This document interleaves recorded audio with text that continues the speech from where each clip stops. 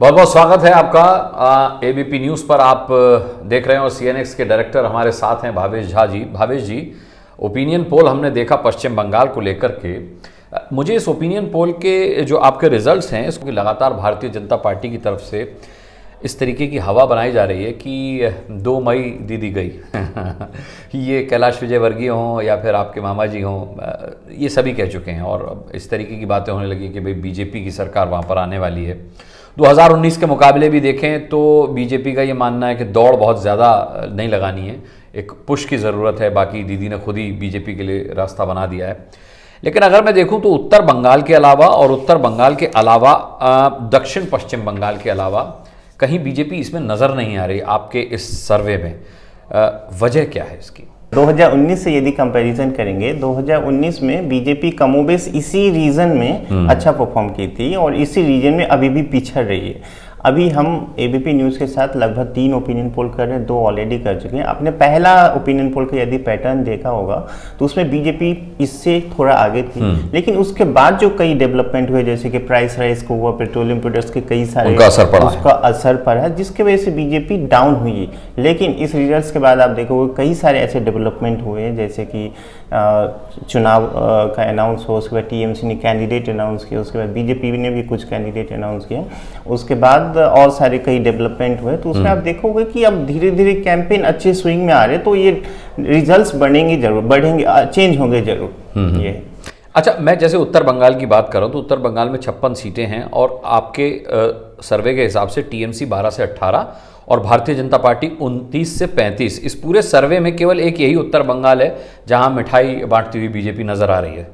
देखिए, उत्तर बंगाल जो बीजेपी के जो प्रेसिडेंट है वो उसी एरिया से आते हैं और बीजेपी देखिए पूरे बंगाल की जो आप सोशल बैकग्राउंड देखेंगे तो बीजेपी का जो वोट बैंक है वो उत्तर बंगाल में काफ़ी कंसोलिडेटेड है। उसका वजह ये है, बीजेपी की जो पॉलिटिक्स है बंगाल में वो नॉन फॉरवर्ड क्लास वोटर्स उसके ज़्यादा है, उसको लेके बीजेपी कैंपेन कर। देखिए बंगाल की पॉलिटिक्स बहुत ही अजीब है, जहाँ पे सिर्फ 12 से 13% फॉरवर्ड क्लास वोट है, लेकिन पिछले मतलब जितने भी सीएम हुए वहाँ पे सिर्फ फॉरवर्ड क्लास के ही हुए हैं। लेकिन बीजेपी इसी को काउंटर करने के लिए 2016 के बाद वहाँ पे बीजेपी ने एक कैंपेन किया कि वहाँ पे नॉन फॉरवर्ड क्लास एग्जिस्टेंस होना चाहिए, वो एक होना चाहिए, जिसकी वजह से उन्होंने दिलीप घोष को लाया।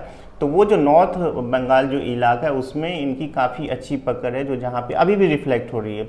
अब आप देखेंगे आगे और किसी रीजन में जाएंगे कि कोलकाता में क्यों नहीं हो रही है, कोलकाता जो ग्रेटर कोलकाता, ग्रेटर कोलकाता, क्योंकि काफ़ी इसका रिजल्ट भी मैं बता दूं, ये जो रीजन्स हैं, इस रीजन्स में अर्बन वोटर्स और ये जो मैंने कहा फॉरवर्ड क्लास वोटर्स हैं, इनकी अच्छी खासी तादाद है, तो बीजेपी वहाँ पे पिछड़ रही है। 21 से 27 सीट आप टीएमसी को दे रहे हैं इस सर्वे में और भारतीय जनता पार्टी केवल 8 से 14।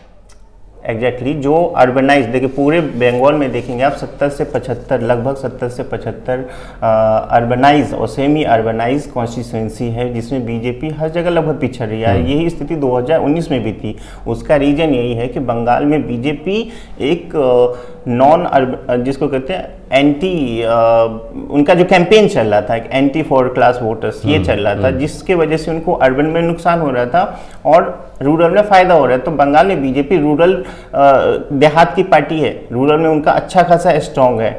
यही चीज़ बीजेपी 2019 तक की अच्छा पॉलिटिक्स की, उनको फ़ायदा भी हुआ, लेकिन 2019 के बाद अब वो बीजेपी वो पॉलिटिक्स नहीं कर सकती, क्योंकि 70 से 75 सीटों पे यदि आप फाइट में ही नहीं रहोगे तो फिर आप सरकार कैसे बनाओगे। इसलिए आपने देखा 2019 के बाद उनकी जो पॉलिटिक्स है वो उस तरह की नहीं है। अब वो ब्राह्मण को भी लेके आ रहे हैं, फॉरवर्ड क्लास के जितने भी बड़े बड़े नेता हैं उनको लेकर, राजीव बनर्जी हो गए, उसके बाद शुभेंदु अधिकारी, उन लोगों को इसलिए लेके आ रहे हैं तो क्योंकि अब उनको अर्बन और ये जो फॉरवर्ड क्लास की वोट है वो उनको चाहिए। तभी आपका इशारा इस तरफ है कि मुद्दे जो भारतीय जनता पार्टी उठा रही है उन मुद्दों का इतना ज़्यादा वोटर पर असर नहीं है, इसी वजह से ये हो रहा है कि आपको शुभेंदु अधिकारी और टीएमसी से काफ़ी लोग, अब तो आज भी काफ़ी डेवलपमेंट हुआ। बंगाल में फिलहाल मुद्दे की लड़ाई है ही नहीं। बंगाल में जो फिलहाल जो लड़ाई है, मारबो लोरबो जीतबो, दोनों पार्टी उसमें ही है। कौन कितना मारता है, कौन कितना लड़ता है, उसके बाद उसकी फाइनल जीत होगी। ठीक है, कुछ अलग थ्योरी जरूर चले, दोनों पार्टी की अलग चले। जैसे 2019 के बाद देखेंगे तो बीजेपी ने अपनी एक फॉर्मूला बने उसको उसी आधार पे चले। एक बेस्ट फॉर्मूला बीजेपी का, बीरभूम जो जिला है वहाँ पे बीजेपी अच्छा खासा संगठन का पूरी ताकत झोंक के रखी है, क्योंकि आप देखेंगे पिछले कुछ दिनों में बीरभूम जो जिला है वहाँ पे prime minister, home minister JP Nadda साहब सभी लोग वहाँ विजिट करें। क्यों? उसके पीछे दो रीज़न है। एक रीज़न ये है कि वहाँ पे जो शांति निकेतन है वहाँ पे जाकर जो ममता बनर्जी हमेशा मुद्दा उठाती है ना, आउटसाइडर बंगाली अस्मिता, तो बीजेपी अपने आप को वहाँ से जोड़ना चाहती है। तो एक बीरभूम हो गया। दूसरा एक और रीजन है बीरभूम का जो काफ़ी पॉलिटिकल चीज़ें वो उतना कंट्रोवर्सी में नहीं जाते। दूसरा ई आता है जिसमें जो ईस्ट मिदनापुर जो यहाँ से जो दिलीप घोष है वहीं से आते हैं, अधिकारी फैमिली है वो वहीं से आते हैं, तो बीजेपी का वहाँ पे एक फोकस है। दूसरा एक तीसरा एस है सिंगूर। आपको पता है ममता बनर्जी की पॉलिटिकल जो एग्जिस्टेंस है बंगाल में सिंगूर का बहुत बड़ा योगदान है। अब बीजेपी उसी सिंगूर को लेके ममता बनर्जी पे हावी होना चाहती है। उसका रीजन ये है कि जब टाटा वहाँ से वापस गई तो अब इन लोगों को जिनको ना पैसा मिला ना जमीन मिला, जमीन क्या मिला? बंजर जमीन मिला। तो अब ये लोग एक कैंपेन कर रहे हैं वहाँ पे कि हमें क्या मिला, ममता बनर्जी को 10 साल का सत्ता मिल गया लेकिन हमें क्या मिला। तो वहाँ पे एक अच्छा खासा बीजेपी ने पैठ बना लिया है।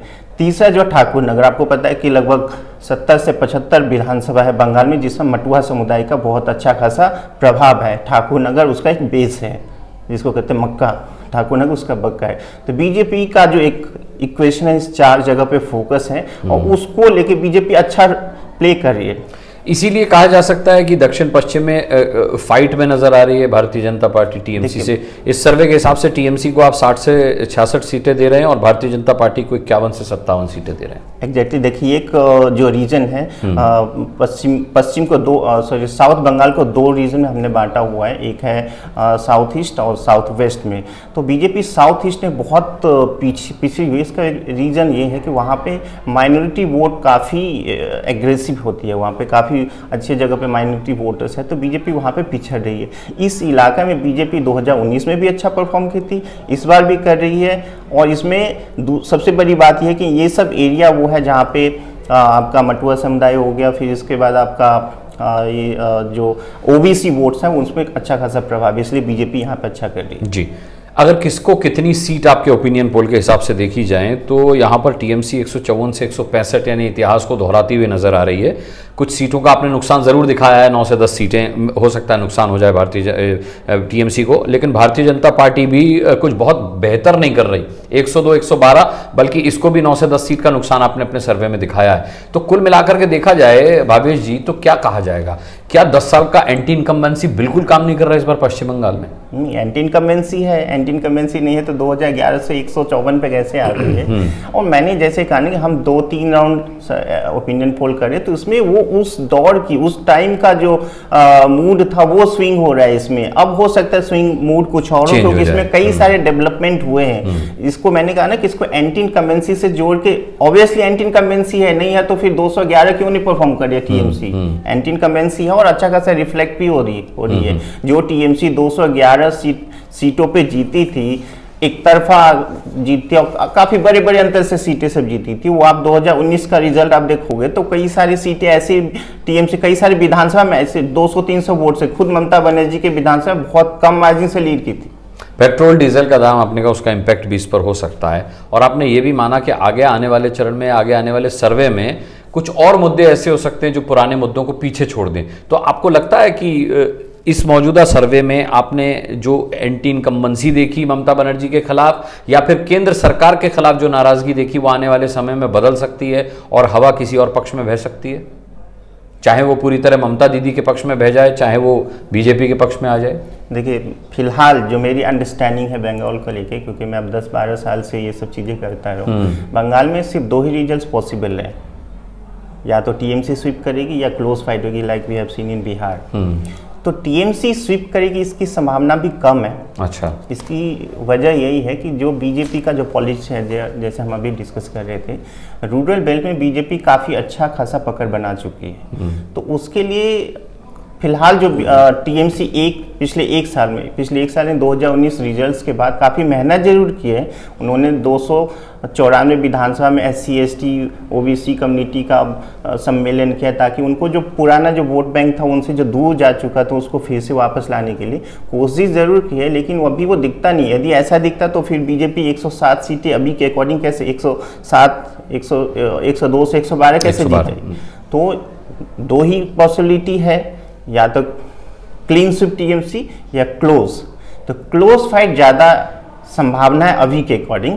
बट मैंने ये कहा कि जब ये सर्वे किया गया था तो कैंडिडेट अनाउंसमेंट नहीं हुआ था, इवन इलेक्शन का डेट भी अनाउंस नहीं हुआ था, और ये भी नहीं पता चला था कि ममता बनर्जी सिर्फ एक सीट से लड़ेंगी, वो भी नंदीग्राम से लड़ेंगी। एग्जैक्टली। तो ये सब बहुत सारे मुद्दे हैं और अभी कैंपेन सिर्फ शुरू हुआ है। तो अभी आने वाले दिनों में ऑब्वियसली जो मेरी अंडरस्टैंडिंग वो कहती है बहुत सारे चेंजेज होंगे, तो इसको फाइनल रिजल्ट्स ना माने।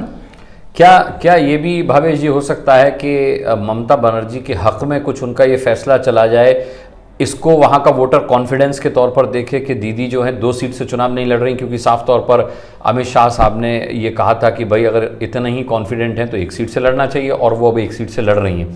तो क्या ये वोटर के अंदर इस तरीके का इम्पैक्ट पड़ सकता है आने वाले समय में कि दीदी कॉन्फिडेंट है और ये कॉन्फिडेंस उनका वोटर के अंदर भी चला जाए, संचार हो जाए? हो सकता है, क्योंकि उनको कुछ न कुछ तो प्लानिंग उनकी जरूर है कि मैं सिर्फ एक ही सीट से लड़ूं, और जिस सीट से वो लड़ रही है उसी एरिया से शुभेंदु अधिकारी आते हैं और उसी रीजन से दिलीप घोष भी आते हैं। तो दीदी का जो प्लान यही है कि उस एरिया में जो एक क्लीन स्वीप जो 2019 में भी बीजेपी की थी, तो इसको काउंटर किया जाए और उसको कम किया जाए। इस वजह से दीदी वहां से लड़ रही है और इसका उनको फायदा जरूर होगा। कितना फायदा होगा वो बहुत सारे फैक्टर पर निर्भर करता है, क्योंकि आसपास के कैंडिडेट कैसा इन्होंने दिया और आने वाले दिनों में कैंपेन किस तरफ जाते हैं वो देखना पड़ेगा। आपने जब सर्वे किया था तब शुभेंदु अधिकारी टीएमसी छोड़ चुके थे, भारतीय जनता पार्टी में आ चुके थे, लेकिन अब टीएमसी से बहुत सारे लोग आ रहे हैं। शुभेंदु अधिकारी गए तो हो सकता है कि वोटर, ममता दीदी का जो वोटर है वो ये सोच ले कि भाई पार्टी में नहीं मिला तो कहीं और लालच में चले गए,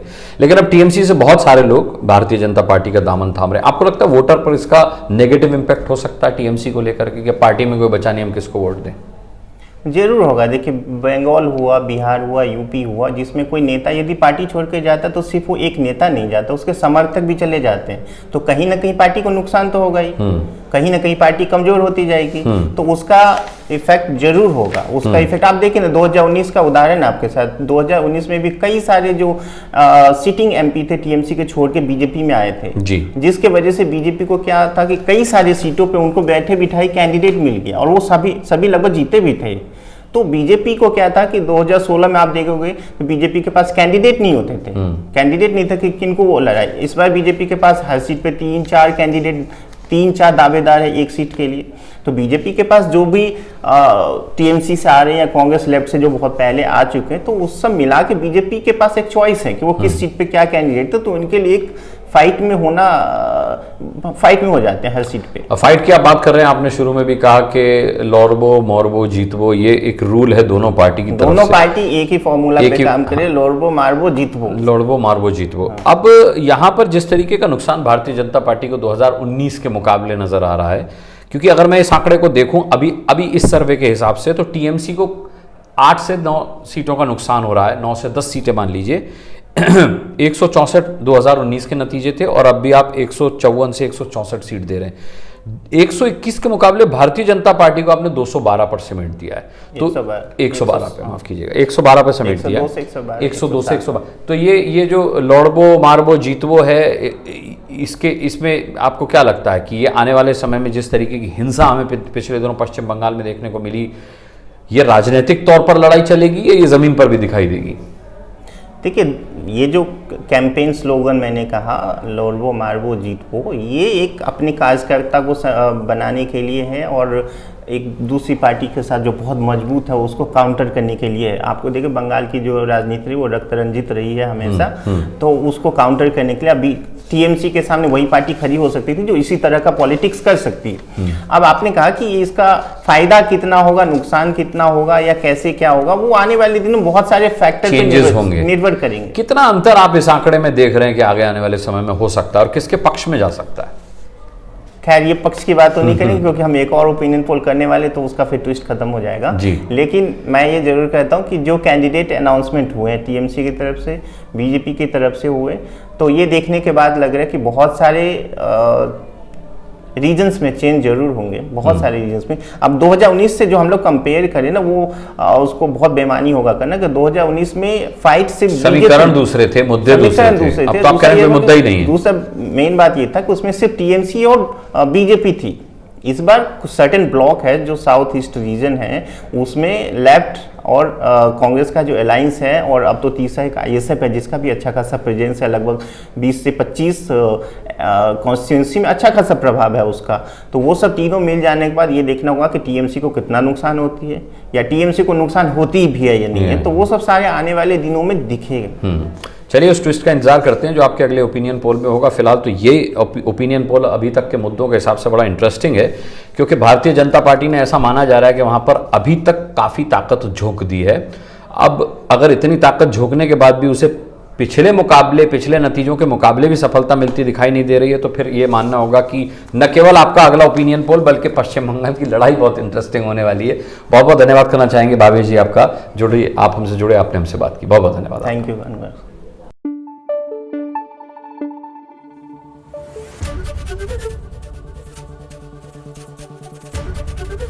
एबीपी न्यूज आपको रखे आगे।